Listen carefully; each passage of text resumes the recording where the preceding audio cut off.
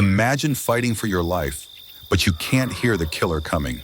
You can't hear the glass breaking behind you. You can't even hear your own screams. This is the story of a woman trapped in total silence, isolated in the middle of the woods, with a masked psychopath standing at her window. He thinks she's the perfect victim because she can't hear him, but he's about to realize that taking away one sense only sharpens the others. This is Hush. We meet our protagonist, Maddie. She lives a solitary life in a beautiful but incredibly isolated house deep in the woods. Right away, we see her world is different. When her smoke alarm goes off while she's cooking, it doesn't beep. It flashes blinding strobe lights. Maddie lost her hearing and her ability to speak after a bout of meningitis when she was a teenager. She's an author who moved out here to focus on her writing. It's peaceful, quiet, maybe a little too quiet. Her neighbor Sarah stops by to return a book. This scene is crucial because it establishes the rules of the movie. Sarah bangs on the glass door, and Maddie doesn't even flinch until she physically sees her. If you aren't in Maddie's line of sight, you simply don't exist. Night falls. The comfort of the isolation turns into a nightmare. Sarah comes running back to the house covered in blood, screaming for help. She is banging on the glass door right behind Maddie, but Maddie is just doing the dishes. She can't hear the screaming. She can't hear the pounding. She doesn't turn around. The killer finishes Sarah off right on the porch. But then he pauses. He notices something strange. He's standing right there, violent and loud, and the woman inside hasn't reacted at all. He taps on the glass with his knife. Nothing. Realization dawns on him. He knows she's deaf, and instead of breaking in immediately, he decides to play a game. Back inside, Maddie is still completely unaware that her friend is dead a few feet away. But then, technology betrays her. She gets a notification on her laptop. It's a message from Sarah. She thinks nothing of it. She opens the message expecting a text. Instead, it's a photo. It's a picture of herself, taken from inside the house just moments ago. Then another one arrives. This one is taken right now, from behind her. The realization hits her like a truck. She isn't alone. She turns slowly to face the glass door, and there he is, standing in the dark with her dead friend's phone. Horror movie characters would scream and run upstairs, but Maddie is smart. She immediately locks the door and backs away. She doesn't panic, she calculates. Maddie tries to negotiate. She writes a desperate plea on the glass. "I haven't seen your face. Just go." She is banking on the idea that if he remains anonymous, he might let her live. She is offering him a way out without consequences, but the killer doesn't want a way out. He wants to play. In one of the most chilling moments of the film, he slowly reaches up and removes his mask. He reveals his face. This is his answer. He is telling her without words, "I don't care if you see me, because you aren't going to live to tell anyone." The mask comes off, but the monster remains. Maddie's heart sinks. She realizes there is no bargaining with this man. He isn't a thief, he is a hunter, and she is the prey. Panic sets in. She runs to check the perimeter. Front door, locked. Back door, locked. She is secure inside, but she is also trapped. She tries to use her environment. She grabs her car keys and hits the panic button. The car alarm blares, lights flashing in the driveway. She hopes the noise will scare him off or attract neighbors, but he is unbothered. He walks calmly to the car, opens the hood, and kills the alarm. He cuts the battery. Silence returns to the woods. He is methodically dismantling her hope, piece by piece. And then, the final blow to her safety. The power cuts out. The house plunges into darkness. Now Maddie has lost her vision, the only sense she had left to rely on. The hunt is now happening in the dark. Maddie rushes to the window where Sarah's body is lying on the porch. It's her only lifeline. She slides the window up, trying to stay silent, and reaches out. She reaches for Sarah, her fingers inches away. But it's a trap. The man rushes toward her from the shadows with terrifying speed. Maddie's reflexes are lightning fast, pulling herself back inside just before he can grab her. Maddie slams the sliding window shut with everything she has, trapping his hand in the frame. He roars in anger, using his brute strength to pry the window back open. Desperate, Maddie scans the floor for anything she can use. Her eyes lock onto a hammer lying nearby. She doesn't hesitate.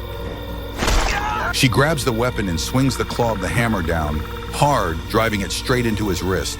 The pain forces him to release his grip instantly. He recoils into the darkness, and Maddie slams the lock shut. She has won this round. Maddie spots a way out through the attic window. She climbs onto the roof, hoping to jump to the trellis, but he is always one step ahead. He spots her silhouette against the sky. He raises the crossbow and takes aim. The bolt tears straight into her leg. The pain is instant. She collapses on the shingles, unable to stand. She is pinned. Seeing his chance, the killer climbs up the side of the house to finish the job. He thinks she is helpless, but as he reaches the top, Maddie lunges.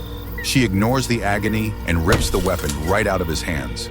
Disarmed, he falls back into the dark. Maddie drags herself inside with the prize. She is wounded, but now she is armed. Maddie is desperate to arm herself. She plants her foot and pulls on the crossbow string with everything she has left. But she's injured and exhausted. The string is too heavy. She can't lock it in place. The killer watches her struggle. He doesn't attack. He just stands there enjoying the show. He knows she can't use the weapon if she can't load it. But suddenly, a knock at the door. It breaks the standoff instantly. It's John, her neighbor. He's come looking for Sarah. The killer blinds him with a flashlight. He shouts, "Police, on your knees!" John is confused. He drops to the ground, trying to explain he's just a neighbor. The officer demands ID. It's a power move. They talk about Maddie. The killer is fishing for information, acting like he's in control. But John is smart. He senses something is wrong. He tries to stall, he lies. He tells the man there's a spare key hidden in the plant pot. The killer looks down. It works. While he's distracted, John grabs a heavy stone from the planter. He grips it tight. He is ready to smash the imposter's skull, and he winds up to strike. But suddenly, a noise. Maddie bangs on the glass, trying to warn him. The sound startles John. He turns to look at her. He takes his eyes off the enemy for one split second. That second is all the killer needs. He drives the knife straight into John's neck. Maddie's warning didn't save him. It got him killed. With John dead, the killer doesn't rush inside. He takes his time. He rifles through the dead man's pockets and finds a pack of cigarettes, a trophy. He sits on the bumper, right next to the body, and lights up. He exhales a cloud of smoke. His heart rate hasn't even gone up. He looks down at John and asks, "What should I do next?" To him, this is just a game, and he's winning. Suddenly, movement. It's Maddie's cat. The animal walks right up to the killer, unaware he is a monster. He pets it gently, but then he checks the collar. He sees the name Maddie. He realizes he can use the cat to hurt her. He raises the knife. He's going to butcher her pet right in front of her. Then suddenly, the arrow buries itself deep in his shoulder. He stumbles back, dropping the knife. The killer roars in pain and rips the bolt from his shoulder, and now he is furious. She scrambles back inside, but in her panic, the last arrow slips from her hand. She turns around and crawls back desperately to grab it. She stretches her hand out. He slams the door shut on her wrist. He traps her hand against the metal track. He stomps down hard, crushing her fingers. Maddie screams in silence and yanks her mangled hand back. She manages to lock the latch just in time. She slides down to the floor, cradling her crushed hand. The pain is blinding. She sobs in despair. She risked everything for that arrow, and she failed. He bends down and picks up the arrow, the one she destroyed her hand trying to save, and snaps it in two. The killer leans in close to the glass. He mouths the words clearly so she can't miss them. "I'm coming in." Maddie reads his lips perfectly. Something inside her snaps. The fear turns into pure fury. She stands up. She reaches down to the open wound on her leg. She dips her finger into her own blood. She presses her bloody finger against the glass. She writes her answer in red. Two simple words, "Do it." She is challenging him. She's saying, "If you want to kill me, come and try." The taunt worked. The killer is enraged. He storms back to John's car. He grabs a heavy tire iron from the trunk. He isn't looking for a way in anymore. Inside, Maddie knows the walls are about to fall. She rushes to her laptop. She isn't calling for help. She's leaving a record. She types frantically, a description of the man, his height, his build. She wants to make sure that if she dies, he gets caught. The tire iron slams into the safety glass. The barrier is cracking. She ignores the noise. She types one final line. "Mom, Dad, I love you." She closes the lid. It's her final goodbye. Now she is ready to fight. Maddie locks herself in the bathroom. She sits against the tub, knife pointed at the door.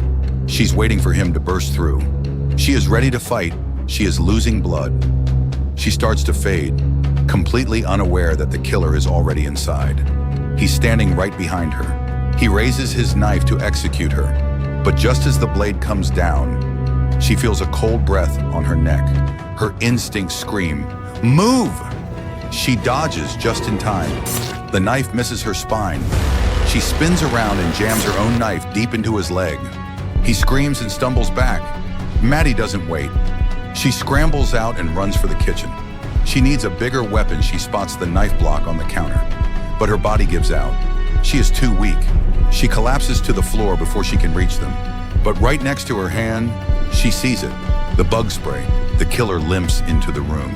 He sees her lying there, motionless. He thinks she finally passed out from the blood loss. An easy kill.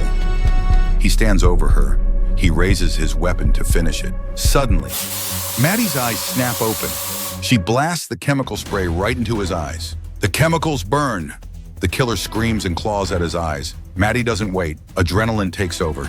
She spots the emergency alarm on the table, the strobe light. She grabs it. She knows exactly how to use it against him. The kitchen explodes into a blinding, disorienting strobe. The killer panics. The flashing light destroys his balance, but Maddie lives in silence. The alarm doesn't bother her.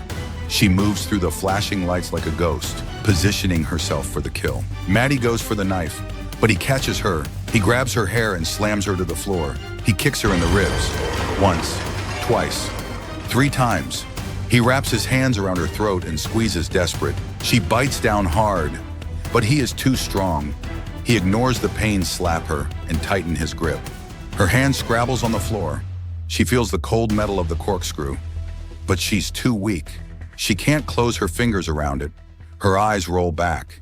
She sees her childhood, her mom, her dad. She is accepting death. She is ready to let go. No, she chooses to live. She drives the sharp metal straight into his neck, right where he stabbed John. The killer gasps, shock in his eyes. He falls back, clutching his throat. He is drowning in his own blood. Maddie shoves the body away with her last ounce of strength.